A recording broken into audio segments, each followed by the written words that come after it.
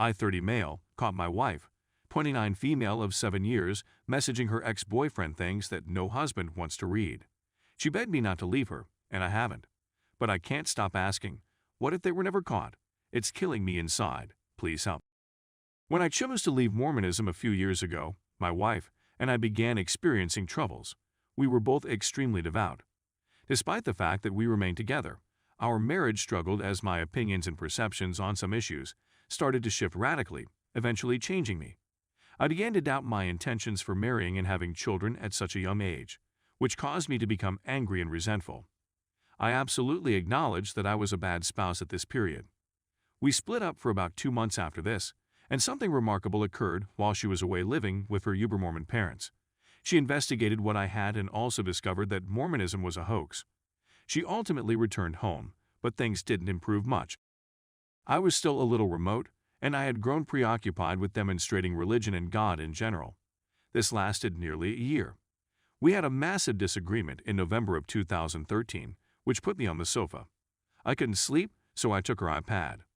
I discovered a series of Facebook chats between her and her ex-boyfriend, of whom she has always talked highly.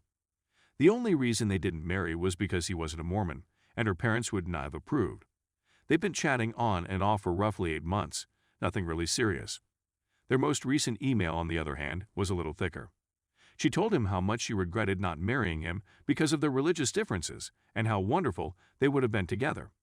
She also said that she had occasional fantasies about them reuniting. She concluded by claiming she still loved him. He reacted by saying he felt the same way.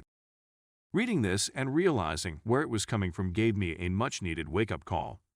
I realized I was pushing the most essential thing in the world away from me. When I questioned her about it, she was very angry, but after a lengthy discussion and many tears, we made it through the night unscathed. The next month was without a doubt one of the nicest we ever had.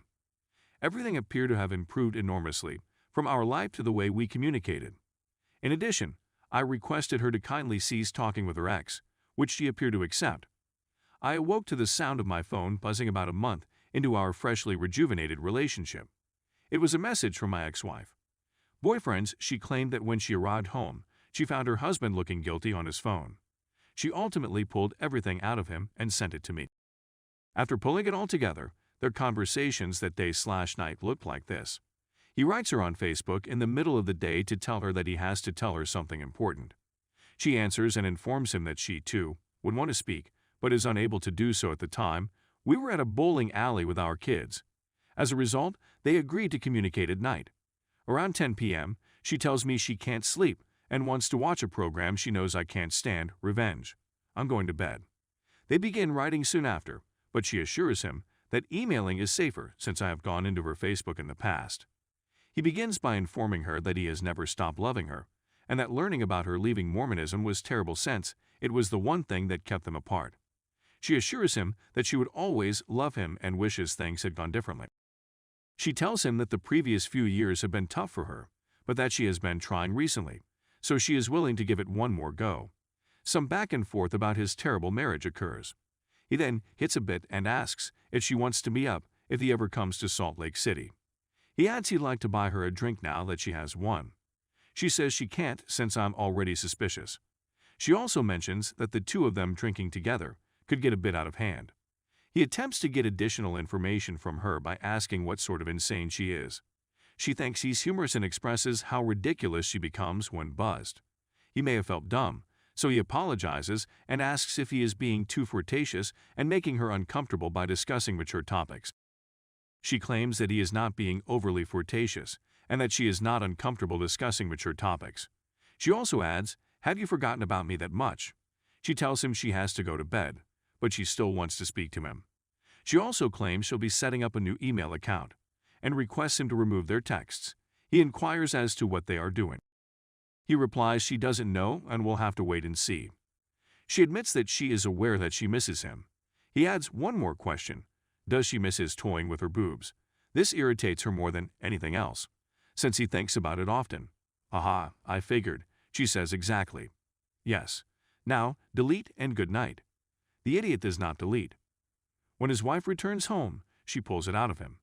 Texts my wife, accusing her of being a home destroying and informing her that she has passed the text to me. In the midst of reading everything, I hear my wife hurry down the hallway, open the door, and instantly break down and apologize for being so dumb. She is sobbing uncontrollably. I panic out in my own way, claiming she's just unhappy because she got caught, and so on. I tell her we're divorcing and attempt to leave the home. She clings to me and refuses to let me go. She admits that she was caught up in the moment and had no intention of things going anywhere. She brings up the fact that I withheld love for all those years, which was one of the reasons she did what she did. She said that she enjoyed getting comments from him and did not want them to stop. I mentioned how things have been going so well for her over the past month, and how I provided her with everything she needs. She expresses skepticism about the relationship's long-term viability. I tell her I want a divorce once again, and she eventually lets me go. She is in tears. I go to my friend's house. She texted me all night, and I didn't react a single time. I returned the next morning with the overpowering sensation that I did not want to divorce. We chatted some more, and I apologized to her. Things have been up and down since then. She's told him multiple times that she doesn't want anything to do with him, and I believe he finally got the point. But I can't get rid of the what if feeling. How long would that have lasted? What exactly is she capable of? What would have happened if they hadn't been caught? These questions are killing me, as is the way I feel when I think about them. I suppose all I need is some fresh eyes. I really appreciate it. Story 2. I, male 31, caught my wife. Female 36, cheating. We broke up, but have to live together for the foreseeable. Need advice. We've been together for 9 years, married for 2.5 years, lived together for 7 years, and own 2 homes, one for her parents and one for ourselves. We don't have a lot of unsecured debt, PS4 5K/C $6.5K, on credit cards since I make PS 30K/$40K and she makes PS 60K/$80K. We each have our own automobile. There are no children. 2 canines? Mine. Unfortunately, owing to just living in the newer of the 2 residences for 18 months, there have been relatively little savings. I discovered my wife cheating on me for the second time in 10 months with the same man last weekend. I swallowed my pride and forgave her the first time, and while we were happy, it took me a long time to begin to trust her again. For many reasons, she didn't stop contact with the guy as planned, and lo and behold, it occurred again 10 months later. I caught her red-handed this time, no denying it, and I have no intention of continuing the marriage.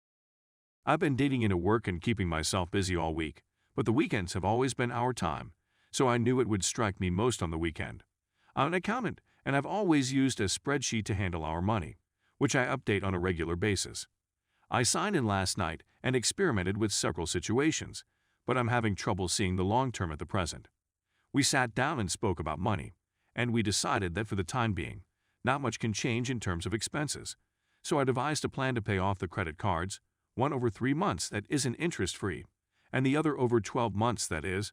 After the bills are paid, we'll both have much more discretionary money than we've ever had. PS 900/$ 1,200 on my side and PS 1,700/$ 2,200 on hers.